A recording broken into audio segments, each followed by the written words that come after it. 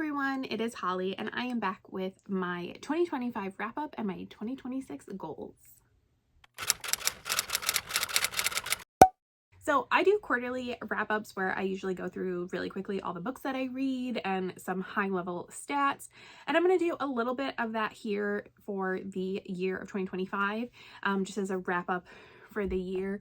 I was considering going through all my 5-star books, but honestly, I just don't have it in me. I did make a graphic for my Instagram though that has all my 5-star reads for the year. If you are curious, you can check that out. I also will talk a little bit about my 2025 goals and how they went. I did not rewatch that video to know what I shared with you, but I did write down some of the things that I remember thinking about and carrying into the year. We'll talk about bookish related things and a little bit of personal, and then we'll talk about my 2026 goals, again, bookish and personal. So first I will take a look at my reading spreadsheet with you. I guess I should say that I always have my Goodreads goal, and historically it has always been 100 books because that feels like a very achievable number for me, although the last few years it's been touch and go. And so I did in fact read 100 books in 2025. Was the last book I read a children's book? Yes. But I am still calling it a win. So it was in fact a children's book I owned that I had never read, so I felt like it counted.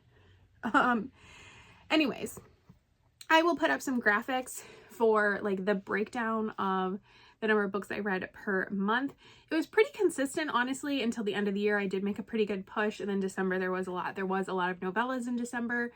But then let's talk about some of the other things that I track in my spreadsheet that I am interested in. So one is how many books I read are part of series versus standalones. And that's like about a 75-25% split, 75% series, 25% standalones. And I think that's pretty good, especially considering I did not read as much nonfiction last year. And I feel like the standalone section is often heavily weighted by my nonfiction reads.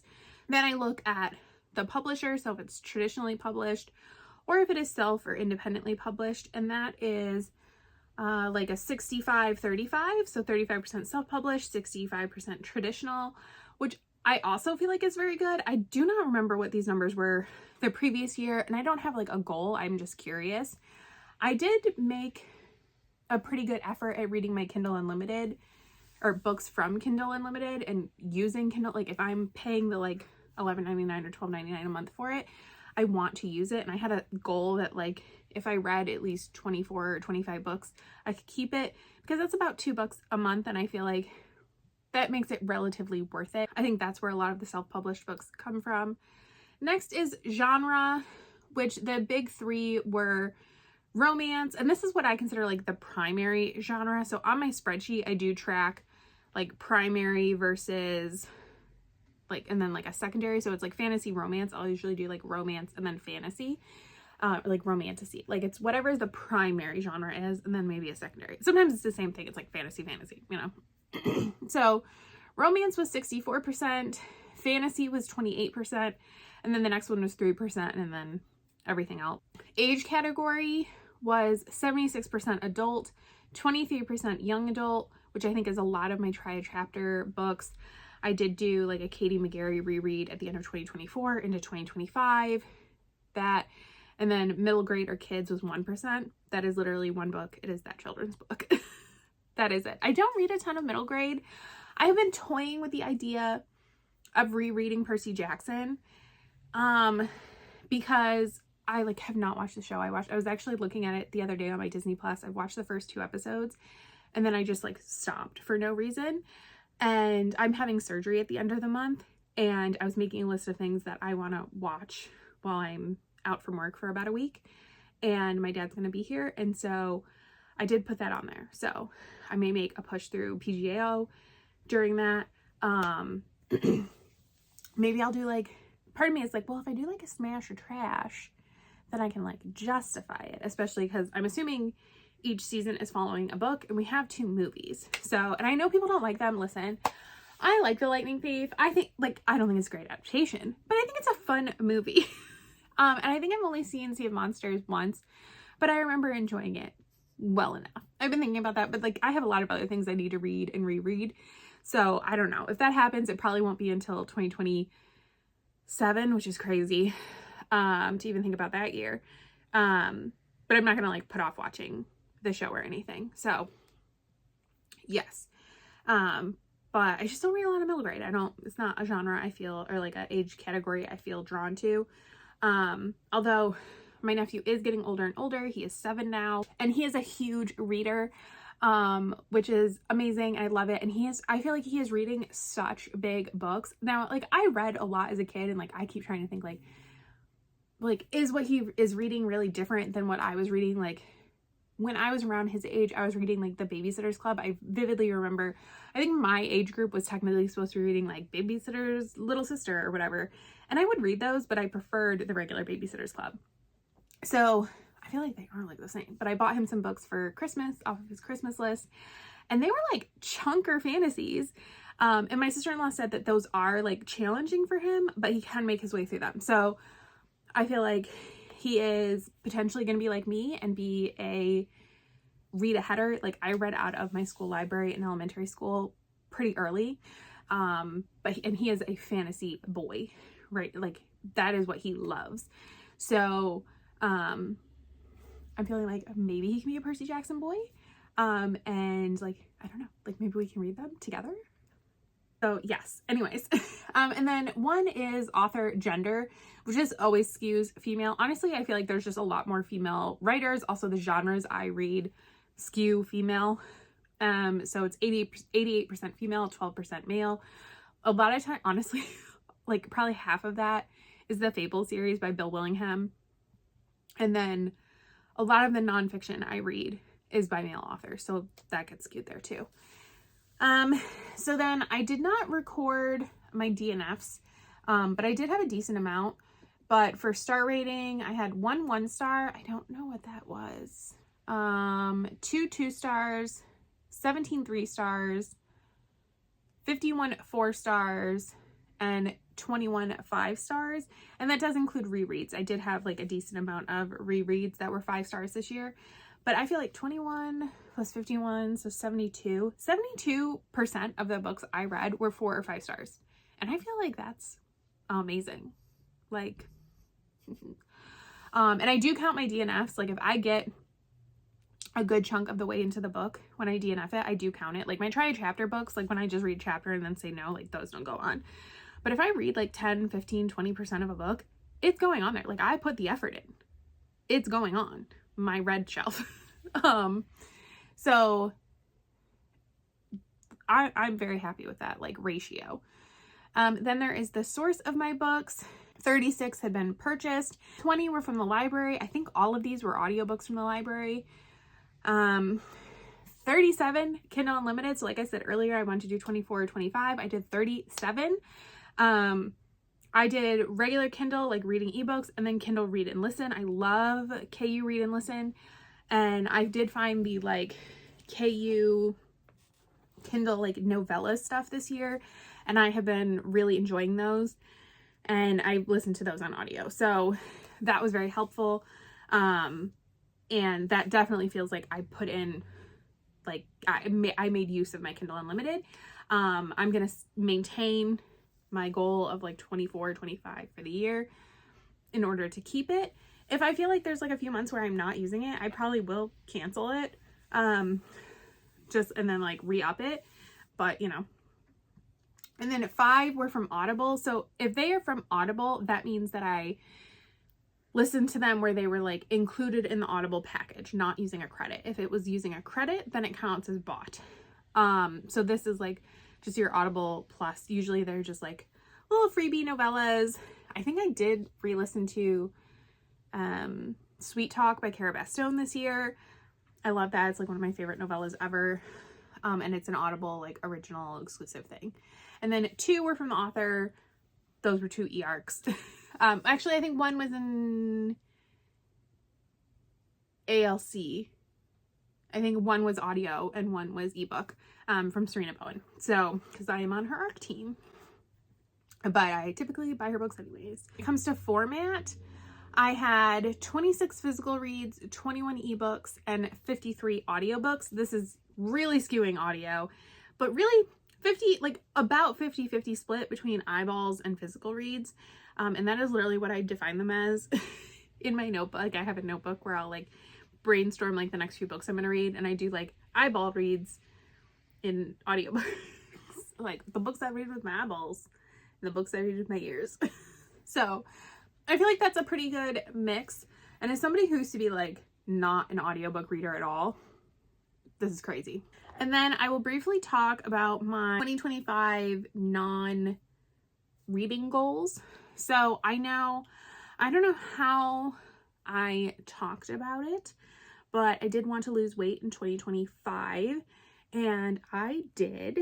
And I do know that I have been apprehensive about sharing numbers just because the internet is a crazy place when it comes to weight and weight loss and everything. And I have very strong feelings around all of this, but I am in no way comfortable sharing them on the internet. But I think I am going to talk a little bit more about numbers. We'll see. Now, body weight, body composition is very individual.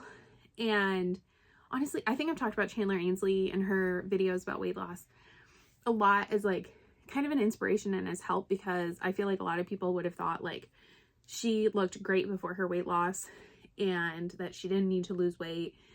And like she didn't. I doubt she was even like clinically overweight, maybe overweight, definitely not obese.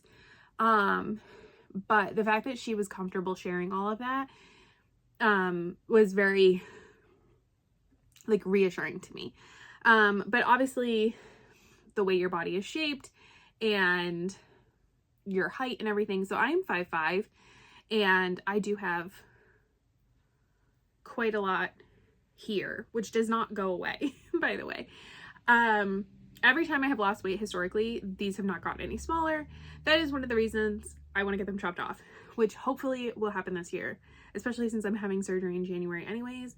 Might as well do 2 surgeries while I can meet my deductible in 1 year, because I have a high deductible plan. This should be covered by insurance, but it'll still cost money because like you have to pay some of it. You do have to be well, I'm gonna have to, whatever. I do need to be a certain weight before most surgeons will even talk to you about this. Additionally, I think I would like to go smaller than most surgeons would probably let me go, so that I'm like proportionate to my body, which I understand and I respect, but I am just afraid they'll grow back very aggressively, especially like if I ever got pregnant or something. And so I don't want to have surgery again. But I don't want to keep putting it off. Like I used to say like, oh, I'll wait until I have kids. But like at this point, am I even going to have kids? I don't know. So I don't want to wait. And I keep hearing everybody I talk to that has had it done has said that their only regret is that they did not do it sooner. So I just don't want to keep putting it off. But this is a substantial amount of weight on my body that does not go away. I have lost about 40 pounds this year. I would have liked to have lost more. But I made choices, especially the last couple of months of the year, where I was not tracking my food consistently. I was not working out consistently. Now, I am very proud of myself because in doing that, I still maintained my weight loss. Like I fluctuated in the same like 2 to 3 pound range while doing that. And to me, that is so good. The fact that I am getting more in tune with what my body needs and keeping my body nourished and not overeating or overdoing it is a good thing. But now going into this year, I am going to pick back up into it. I do know I had some other fitness things. I'm assuming I said I wanted to get my splits. Did not happen. I did not really try that hard at this either, so you know. And then I did want to run a 5K, so actually run a 5K without stopping, and I did in fact do that, and then I promptly stopped running. I switched back to just run walking, and everything, but, and then now, like, I'm training for a half marathon, but who knows, because I have surgery, and then, like, the half marathon, like, 3 weeks later, so Who knows if that half marathon will happen. I mean, I'll do it, but who knows if I'll finish. But yes, but I did, in fact, run a 5K. I did that in June, I think. Then in May, early June. It was a very slow 5K, but I did it. And then I know I said I just want to focus on like less spending, be more mindful. And I would say I did a pretty good job of that. I had times where I overspent, I like emotionally spent. I don't know if I've talked about this before. I have a tendency, like my two coping mechanisms are spending money and eating, like eating out. And like eating out isn't even good. Like a real restaurant is good usually. But like going to Taco Bell, like it sounds good in my head, but it's always disappointing. And so it's like, it's such a waste of money. It's a waste of calories.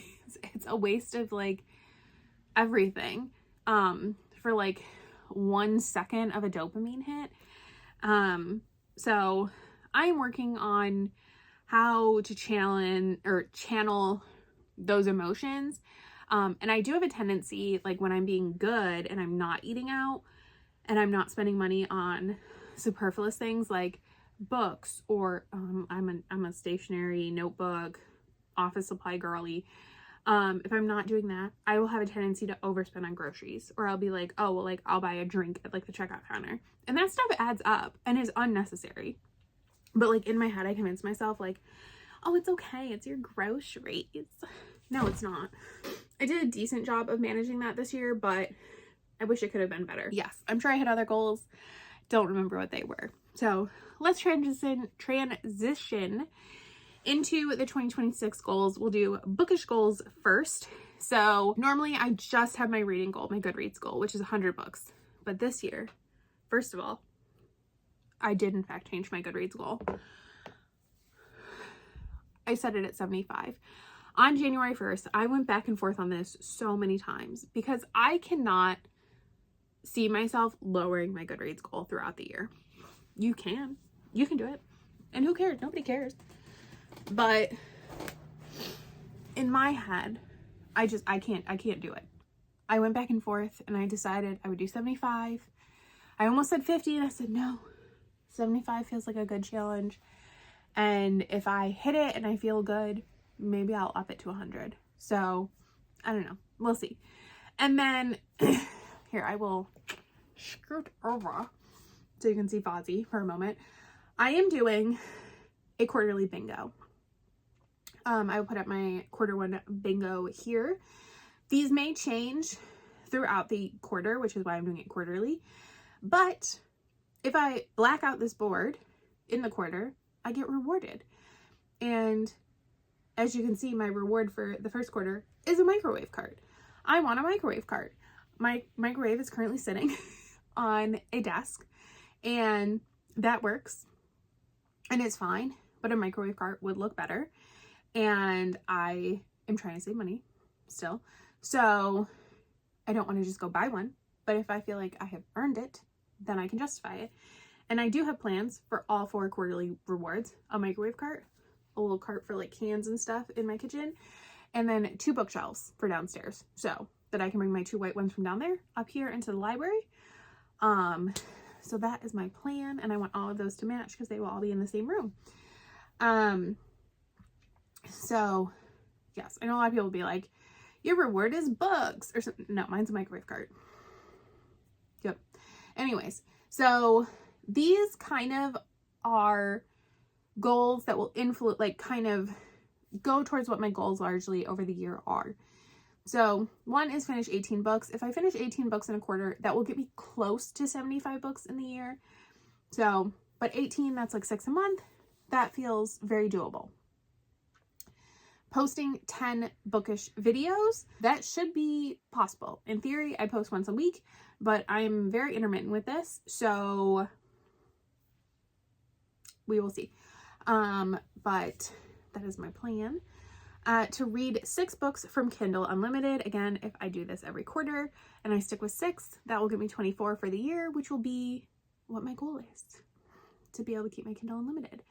The next one, this one is a little aggressive, I feel like, and that is a 75% bought to read ratio. So of the books that come into my life in the quarter, 75% of them have to be read. Now, either they have to get read because they are new to me and I read them, or they are books I've previously read and I'm buying physical editions of, which I should only be doing when I have my weight loss rewards, because at every 10 pounds, I treat myself to a book. So I'm a little worried about this one for January because I have 3 books pre-ordered and one of them comes out towards the end of March. So I would have to read it quite quickly. So, and I would have to, if I do not buy any additional books, I will have to read all 3 to accomplish this. So, it's gonna be rough. And these can, like, ideally these will be like around what my goals will be every month. But if I feel like it's too too challenging or too easy, I will modify them. Next is to be finished or caught up on at least 5 series. That's just continuing to make progress, get books off my shelf. These can be series that I don't already own or I haven't started, but I would like to make a focus to be books that are on like my TBR, but you know, post 2 reading vlogs. Yes, I am combining this with the 10 videos. This may change at some point, but for now, my 2 reading vlogs can be part of my 10 videos. I do plan on posting a reading vlog every month, so I should be doing like 3, but at least 2. Next is to post 5 reels or shorts. Now this do not have to be bookish. I do make Disney content as well. And so this is going to be just across both channels. And I actually do plan on making some shorts about financial stuff because I just want to make some content about that. And I thought maybe shorts would be like a good way to do it. And I'm not making a new channel. I am very apprehensive about short form content. I have a lot of opinions about it. I do engage with it. I watch people who make mainly short form content. But I do worry about what it does to our brains because I feel like it has impacted my brain. But I do see the value in it. And so I thought maybe I would experiment there, you know? And then I would like to get 10 books off my physical TBR. Now I do not have to read them physically. So I do have several books on my TBR that I own the audiobook for, or I could get the audiobook from the library. And so if I read it on audio, but it comes off my physical TBR, that counts. And then finish 3 of my 2026 series books. Again, this is included in the 5 series. So like if I do this and then 2 additional series, I accomplish both. That may change at some point, but for now, I can't separate them. Like that would just be too much pressure. I think there are 10 series that I want to finish this year. And so that should be about like a good split. So yes, so those are my reading goals for the year. And then I will briefly talk about some of my personal ones. So I think a lot of these were pretty similar. So financially, I want to continue to spend mindfully, be very like aware of my spending.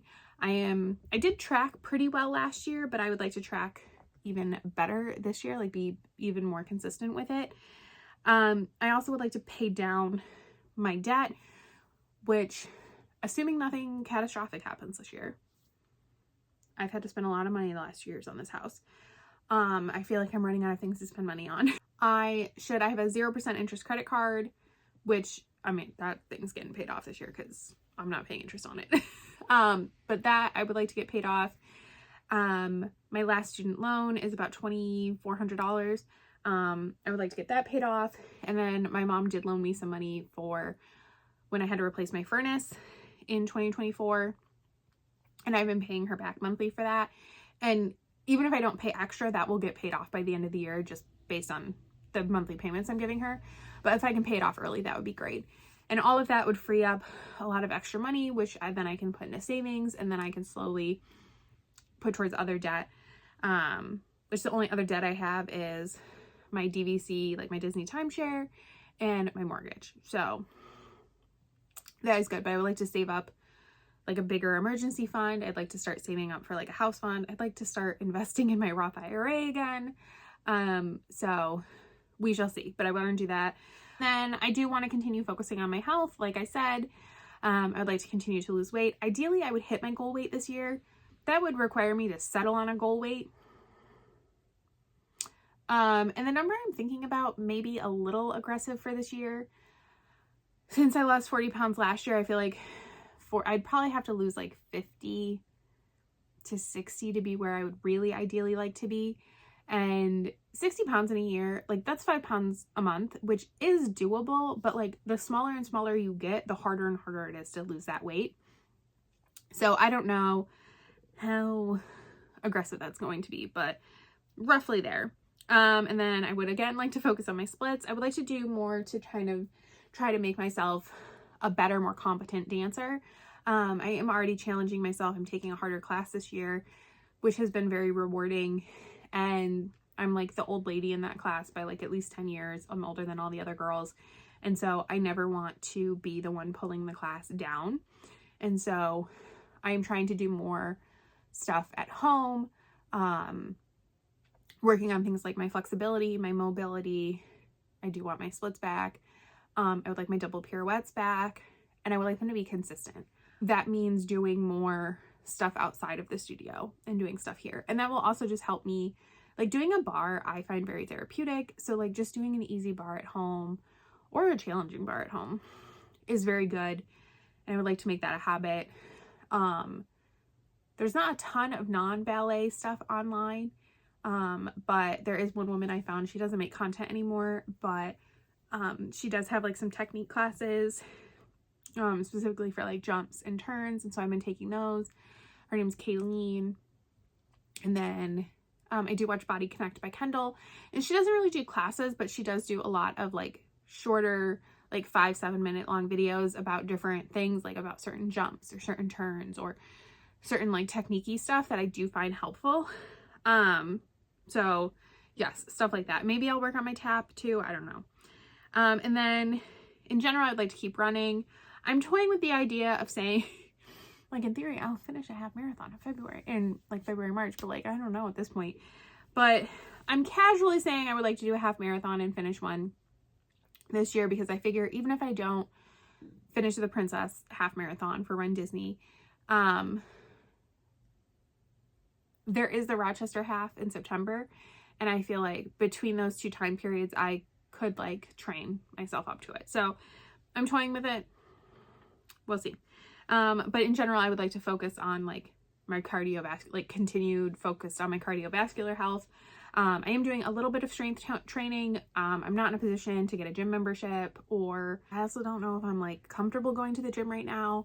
So I have some dumbbells at home, and I try to do a little bit of weightlifting, but not nearly as much as I probably should be doing, especially as I get older.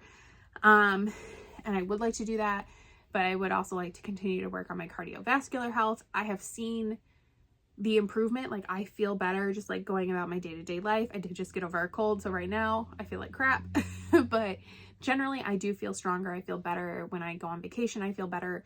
I can tell my body is getting healthier. My heart is getting healthier. My lungs are getting healthier, and that is very good. And I would like to see my VO2 max go up. It did go up a few points last year, but it's still really bad. So, I don't have like a number in mind. I'm still like really finalizing my personal goals, like for me from a tracking perspective. And maybe at some point I'll do a video about that, because I am kind of changing how I'm structuring that. And maybe I'll do like something next year talking about like how it went. But yes, but my VO2 max going up would be nice. So yeah, that's my 2025 wrap up, my 2026 goals, personal, bookish, all of that. If you watch this whole thing, definitely thank you so much for watching. I hope you have a great 2026. So that is 2025 all wrapped up, and 2026 going into it with hopefully a smile on my face. So yes, but thank you so much for watching, and I will see you next time.